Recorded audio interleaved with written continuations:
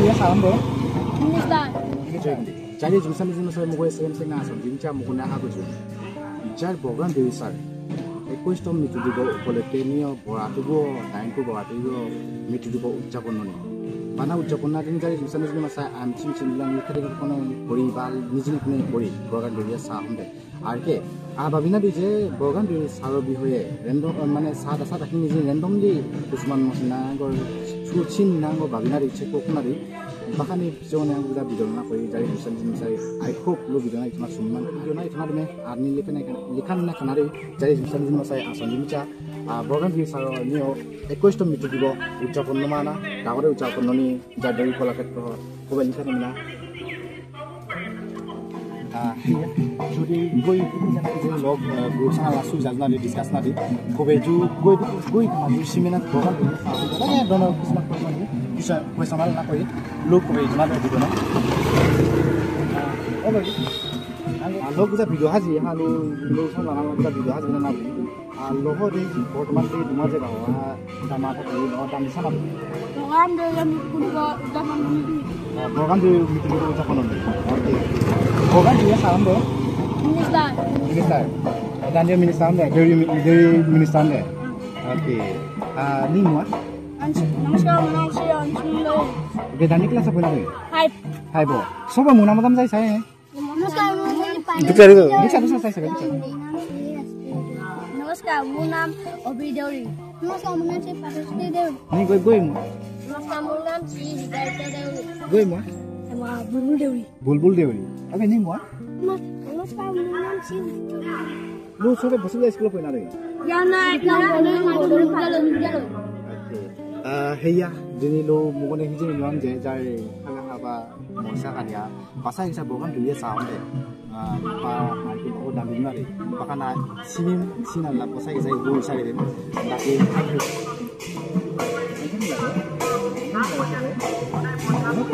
bulbul itu lah pasal saya. Enggak, dia mau dengar lagi. Hai, Kemudian aku boleh ada mungkin semua apa. Perayaan program ini khusus itu orang ada ini mungkin semua apa. Orang kita orang kami, amar ucapan kami, orang kami manusia, amar sendiri, kami program ini short teknon, apa yang orang amar kebetulan program ini.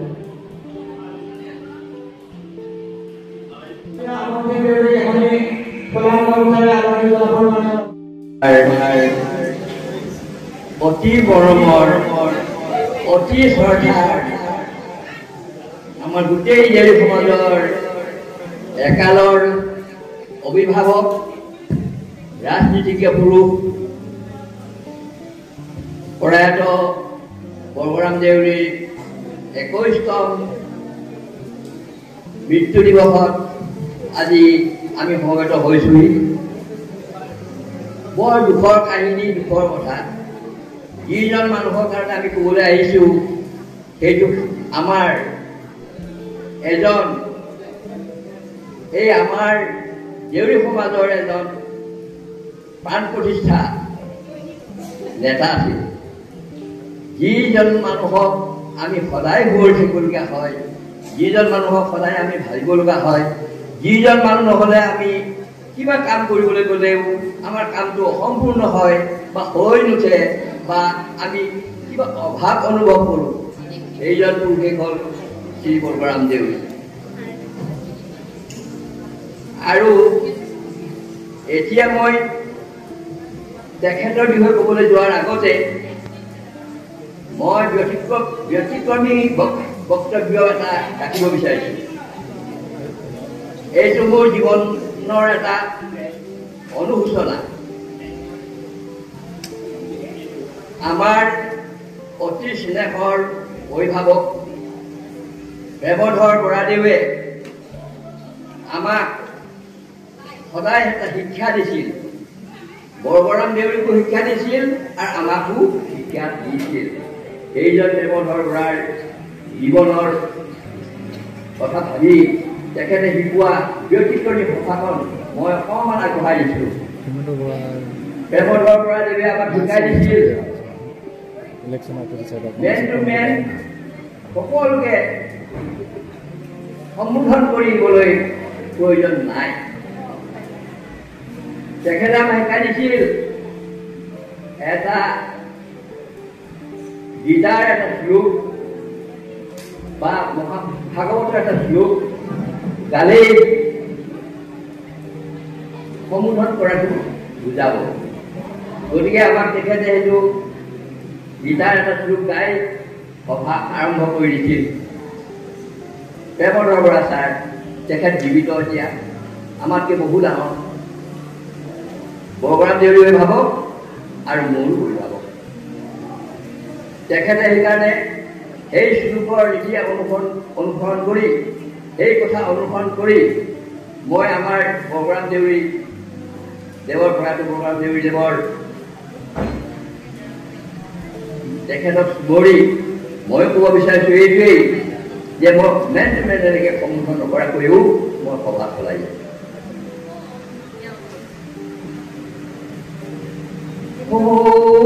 Basigayo igaha basayoki yogi garona kome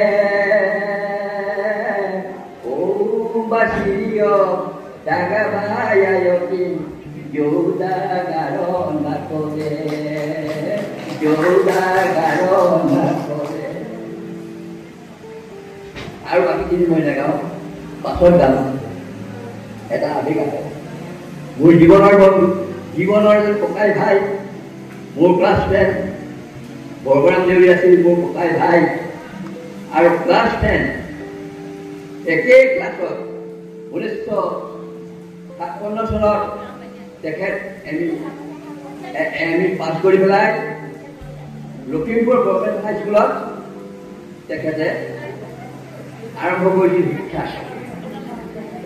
1956 চনত মই তেওঁতকৈ আগত Lakhimpur government হাইস্কুলত মই শিক্ষা লাভ কৰিছিলোঁগৈ।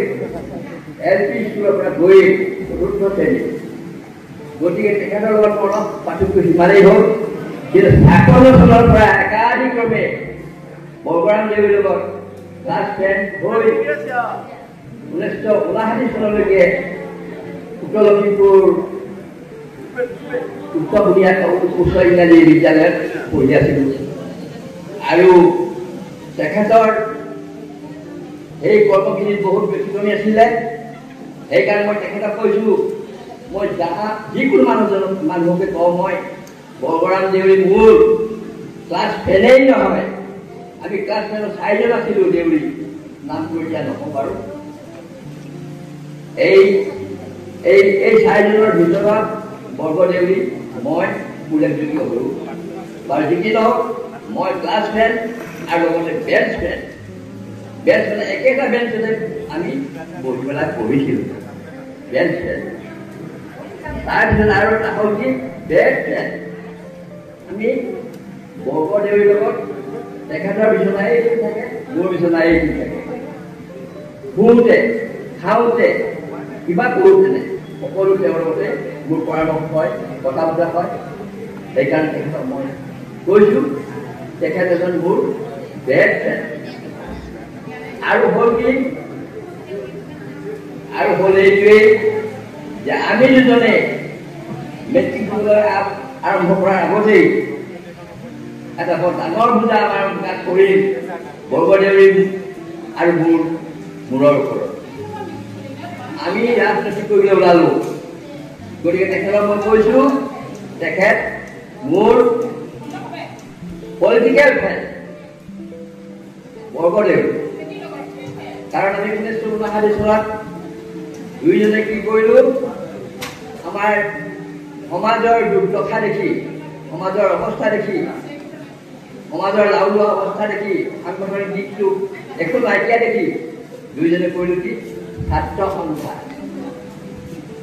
1959 চনত আমি ছাত্ৰ সন্থাত নামি দিলোঁ, কিন্তু নাই পুঁজি, নাই পৰামৰ্শদাতা। তথাপিতো আমি নিজকে বহু উজনি দি কাম কৰি গৈ আছোঁ। আমি দুৱাৰে দুৱাৰে মাৰৱাৰী দুৱাৰে দুৱাৰে বাগানৰ দুৱাৰে দুৱাৰে ৰাইজৰ দুৱাৰে দুৱাৰে পইচা তুলি তুলি আমি ছাত্ৰ সন্থা গঠন কৰিলোঁ দুইজনে সেইখিনি অনুকে কৰি থৈ যাওঁ তেখেত হ'ল ছাত্ৰ সন্থাৰ সভাপতি ৰাইজে নিৰ্বাচন কৰিলে আৰু মই ছেক্ৰেটাৰী নিৰ্বাচন কৰোঁ বহু দিনলৈকে সেই সময়ত মানুহবিলাকৰ ৰাজনৈতিক চেতনাটো একেবাৰেই নাছিলে প্ৰায় নাছিলে দেউৰী সন্মিলন মৰি গ'ল আৰু ছাত্ৰ সন্থা নাই কিন্তু দেউৰী সন্মিলন জীয়াবৰ কাৰণে আমি 1959 চনত দেউৰী সন্মিলনক জীয়াবৰ কাৰণে আৰু ছাত্ৰ সন্থাক জীয়াবৰ কাৰণে দেউৰী মহিলা সমিতিক জীয়াবৰ কাৰণে আমি ইয়াত এখন সদৌ অসম দেউৰী সন্মিলন পাতি দিলোঁ বৰদেউৰী গাঁৱত সেই বৰদেউৰী গাঁৱতেই মুক্তি পালে এই নিষ্ক্ৰিয় দেউৰী সন্মিলন মৰি গৈছিল দেউৰী সন্মিলন তেতিয়া আমি ভগদেউৰী আমি সকলোৱে সহযোগিতা কৰি সন্মিলনৰ অংশীদাৰো আমি গ্ৰহণ কৰিম সদৌ অসম দেউৰী সন্মিলনটো ইয়াতে জীয়াই ৰাখিছোঁ সদৌ অসম দেউৰী সন্মিলন আৰু সেই সন্মিলনতেই প্ৰস্তাৱ আগবঢ়াইছিল যে আমাৰ এজন MLA নাই MLA ক'ত পাম এতিয়া MLA নাই MLA যা জানিব বুঢ়ো হৈছে জানিবা গতিকে এই MLA বিচাৰি যাওঁতেনে আমাৰ দুৰ্দশা হ'ল তথাপিতো যেতিয়া এই দেউৰী সন্মিলনক জীয়াবৰ কাৰণে অহা মানুহকেইজনে আমাক সকীয়াই দিলে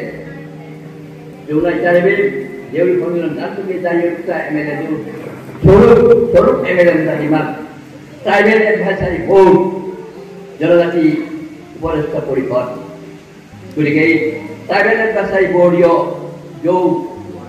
দুটা সদস্য নৈ না এজন সদস্য লাগে বুলি আমি তাতেই দাবী কৰিলোঁ 1959 চনত তেতিয়া আছিল গোপাল দেউৰী যোৰহাটৰ আৰু তেওঁৰ পুত্ৰসকল আৰু তেওঁৰ উদ্যোগীসকল আমি সহযোগিতা কৰি পেলাই দেউৰী এডভাইচাৰী বৰ্ডৰ এজন মেম্বাৰ আমি চৰকাৰলৈ আবেদন কৰিলোঁ সেই আবেদন মতে বহু বছৰ ধৰি আমি MLA নাথাকিলেও আমি তেওঁক হেৰি কৰিলোঁ আমি MLA তুল্য এজন মেম্বাৰ সদস্য পালোঁ কিন্তু সেইজন মেম্বাৰ অকামিলা হোৱাৰ কাৰণে আমি বৰগদেউৰ সদৌ অসম দেউৰী সন্মিলনৰ ফালৰ পৰা এডভাইচাৰী বৰ্ডৰ এজন মেম্বাৰ হিচাপে তেখেতক নিয়োগ কৰি দিয়া গ'ল তেখেতে সেই কাৰ্যটো চলাই গ'ল তাৰপিছত আৰু বহুজনে হ'ল কিবা কিবি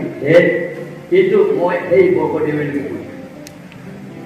কিন্তু সেই MLA নহ'লেও এডভাইচাৰী মেম্বাৰ এজন সদস্যজনে কাম চলাই থাকিলে গতিকে যিকেই নহওক আমাৰ ব্যক্তিক্ৰমী জীৱনত সমাজৰ দুৰ্দশাৰ সময়ত সমাজে একেবাৰে নিষ্ক্ৰিয় হৈ যোৱা সময়ত একমাত্ৰ বৰগদেউৰী মই বহু কষ্ট কৰিলোঁ বহু চেষ্টা কৰিলোঁ ক্লাছ 10ৰ কথা ক'লোৱেই তাৰ বাদেও বহুখিনি কাম কৰিলোঁ তেখেতে মেট্ৰিক পাছ কৰি বাকী কথাখিনি মই বহুদূৰ ক'বলৈ মোৰ মনটো যোৱা নাই কেলে ভগৱান দেউৰী হৈ যি কেইখন কিতাপ লিখিলে প্ৰবন্ধ লিখিলে সেই প্ৰবন্ধৰ